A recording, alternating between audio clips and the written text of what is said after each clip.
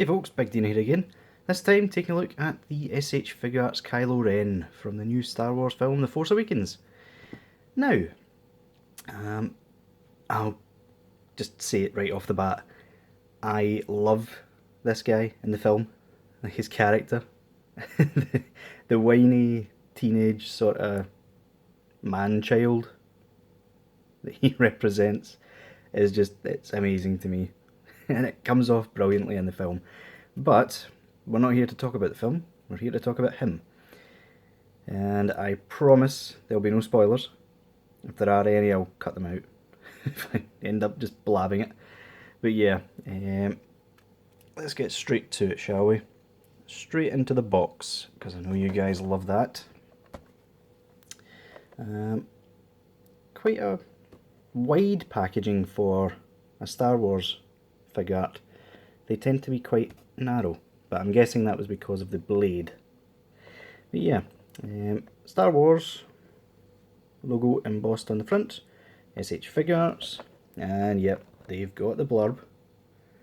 I don't think my camera can actually pick up on it because it's really strong gold foil. But yeah, Kylo Ren, The Force Awakens, with Japanese, which I'm assuming is The Force Awakens as well. 2015, made in China, Bandai Tamashii Nations, and Japanese in the bottom, because bizarrely, Bandai are not allowed to sell these outside of Japan, because of course Hasbro has the rights to all that, which is stupidity, honestly, but let's not get into that. On the back of the box, you've got a picture of him in the film. Well, I say from the film, it's basically the figure thing in the film. You know what I mean. Nice picture of him there. Oh, it's quite reflective. Hi. You can just see my face there. Some pictures there. And of course, the blurb again. It's not new, guys, get over it. Oh my god, they've actually had 3. And the Disney logo, which still getting used to. And Star Wars, The Force Awakens, Kylo Ren. Now, this one is slightly different from the normal Star Wars ones. Not just in width, but also focus. It's sort of a reddish, copperish sort of colour now. Whereas all the ones before that have been silver. So yeah, I almost forgot to show that there from the new film, The Force Awakens. For all 2 of you that didn't know what that was. Anyway, put him to the front and take a look at the accessories. First of which, we'll show off these lightsaber first. And yeah, that's really, really well done. Obviously, I'll show you the details in the other ones that come with it. But yeah, really gets across the bizarre nature of this blade. There's a little... I didn't notice that before. Does it come off?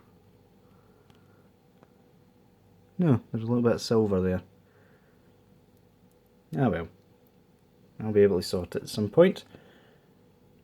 That's it. There we go. We have his first of 2 unignited hilts. One is for putting on his belt. But as you can see, loads of detail there. Focus. I swear to God, every time I use this phone camera it gets worse. Yeah, lots of gold and silver highlights. Yeah, really good. And obviously you get one without the peg. You get pairs of hands. Of course he comes with 2 of these. One's on him, which is this sort of mind trick hands,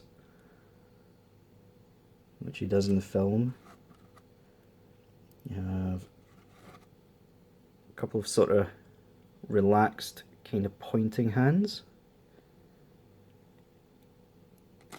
And 2 fist hands. Oh no, sorry, it's not 2 fist hands. You get, obviously, the fist hand that was on that side, which I've took off, and another saber hand as well. So yeah, nice array of accessories, more than the Star Wars figures usually get. In terms of height, let's put his legs forward. We'll have a quick comparison here. He stands about 6¼ inches as he falls down. Yeah, about 6¼ inches to the top of his hood. Now, talking about Kylo himself, obviously you can swap out the hands as usual. Just quickly show that. Kylo's in particular very, very strong and very tough to pop. There we go. Just the usual, as always. There we go. Let's give him that hand. There we go. Very,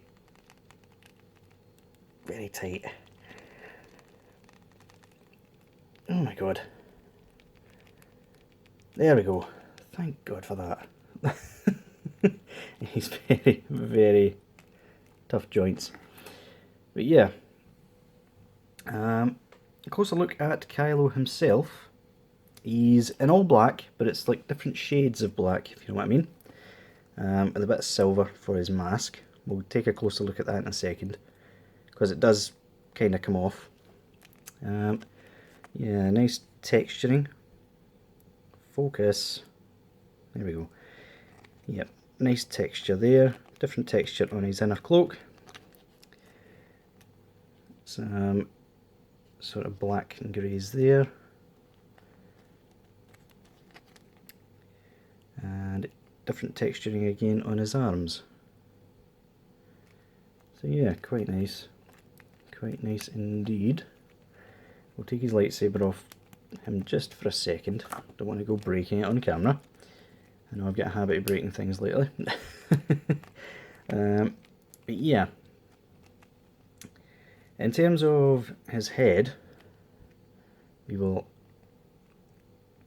pop it off. There we go. As you can see, it pops off at the bottom of the neck, bizarrely, instead of, you know, the usual top of the head. Yeah, quickly just pop that out of there.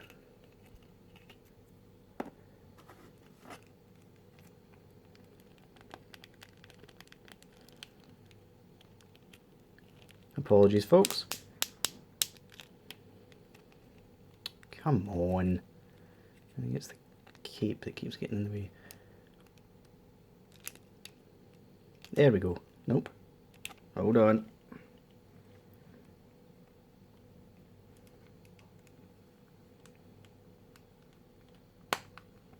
There we go. There's the audible click. Apologies, folks. That was a bit stupid of me. Yeah, ooh, very tight joints. As you can see, his helmet, very well done. It's got that Vader sort of shape to it. And I don't know if my camera will pick it up. Might not be able to.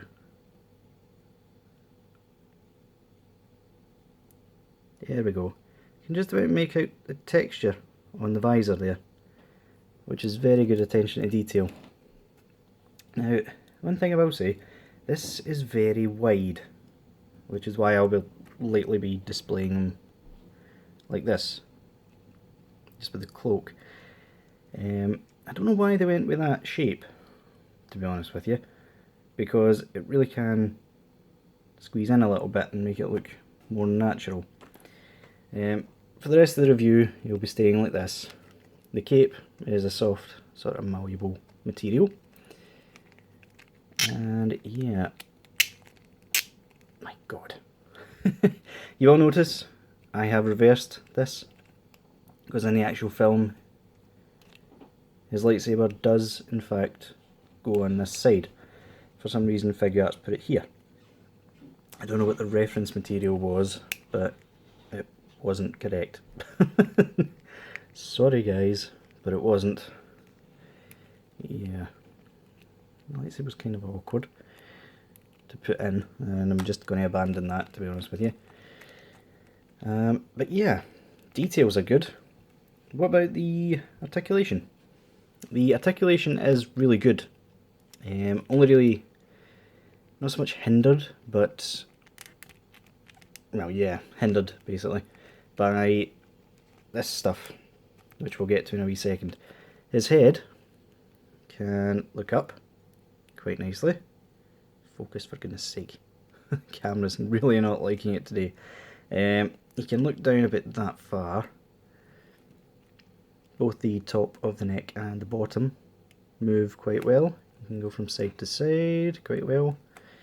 His arms are a different type of joint, almost like the Awakening Goku's ones. They're just sort of a ball there, which is weird. The bicep swivel is away up here. Still works fine, and you've got this sort of piece here that kind of hides the ball joint, but not great. You've got the usual double jointed elbows, which get really far, which is very good.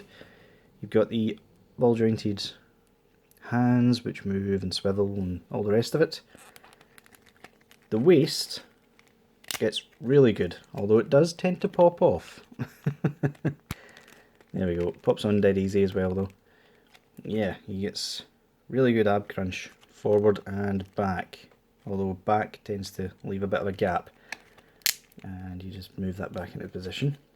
The belt is loose, and these, I'll quickly pop this off to show you, they're sort of on pegs, which means it won't come off when you're sort of posing them. Unfortunately, it still doesn't work very well. They're very soft material, but it's segmented into 4, so you give them any sort of dynamic pose and all of a sudden the entire thing just, oh, I don't know.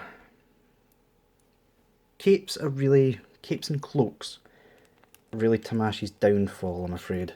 They don't like using cloth, but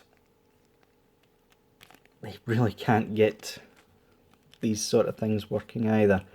I mean, even if they would have kept it as 2 and just let it separate like that, it would have been a lot better. But anyway, let's get into the articulation here. He has pull down legs, usual for Figuarts. Can get nice high angle kicks. Not actually a double jointed knee, which is strange. It still gets decent range of movement, but it's just a single ball peg. And it's just a ball joint at the bottom, I think, which gives him a little bit of ankle rocker.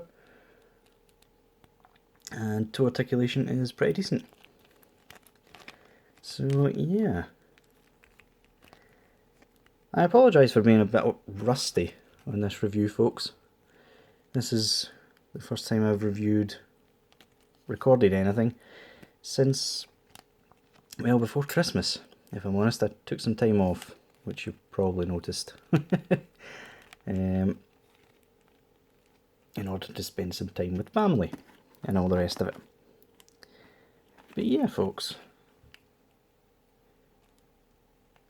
Sorry, that was just really annoying me there. There we go. That'll do. Right, so, would I recommend this guy? Yeah, I would. He's definitely better than the Black Series, apart from the, lack of cloth sort of thing. But he's still worth it. He's still incredibly well detailed and articulated. And yeah, that'll do it for this review, guys, and I'll see you in the next one.